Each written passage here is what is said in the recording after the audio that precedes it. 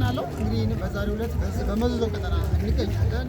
ሰሞኑ ግን የአማራ ፋኖ በሁሉም ቀጠና የሚገኘው ወደ አንድ ማዕቀፍ ወደ አንድ ድርጅት የመጣበት እንግዲህ ስያሜውንም የአማራ ፋኖ ብሔራዊ ንቅናቄ የሚል አንድ ድርጅት ይዞ መምጣቱ ይታወሳል።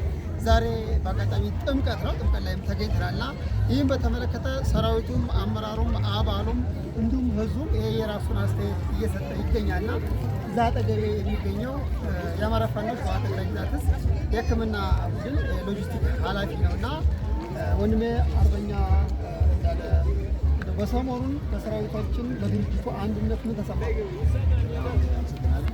በአሁኑ በዓል በጣም ደስተኛ ነው። ሁለት ድርብ ነው።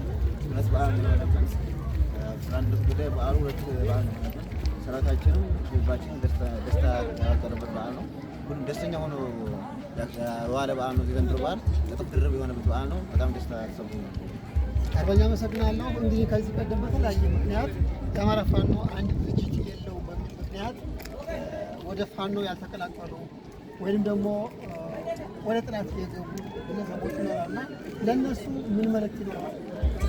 መልእክት ይኖረኝ ወደ ጠላት ለገቡ እፍረታቸውን እንደያዙ እና እስካሁን ትግል ላይ ያልተቃሉ ወንድሞቻችን እስካሁን ትግል ላይ ያልነበሩ ወደ እኛ እንዲመጡ ትግላችን እንዲቀላቀሉ እንጠቅማለን። አመሰግናለሁ። ዛሬ እንግዲህ ጥምቀት ነው።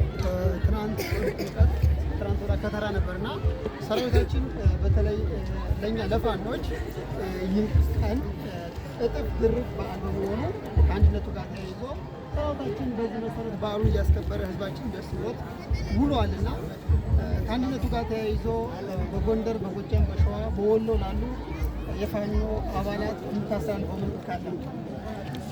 እኔ የማስተላልፈው መልዕክት አሁን ጎጃም፣ ሸዋም፣ ጎንደር፣ ወሎ ሁሉም አጠቃላይ አንድ አማራ ሆኗል። አንድነታችን አልሰራንም። ስለዚህ አሁን ሁላችንም አንድ ላይ ሰላም